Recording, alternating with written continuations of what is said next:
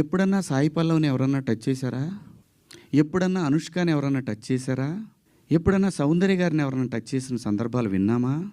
ఇలా చాలామంది లయాని ఎవరన్నా ఆమెను చూడగానే మా ఇంట్లో అమ్మాయి అని అంటారు. ఆవిడ మీరా జాస్మిన్ నిండుగా మలయాళీస్ అందరు కూడా బయట నిండుగా శారీస్ కట్టుకొని వస్తారు. నేను మిమ్మల్ని అందరు అమ్మ దండం పెడతా, మీరు ఎట్టొచ్చినా మీ ఇష్టం, నాకు సంబంధం లేదు. అలాగే ఒక నిమిషం లక్ష్మి గారు, ఒక నిమిషం నన్ను మాట్లాడండి.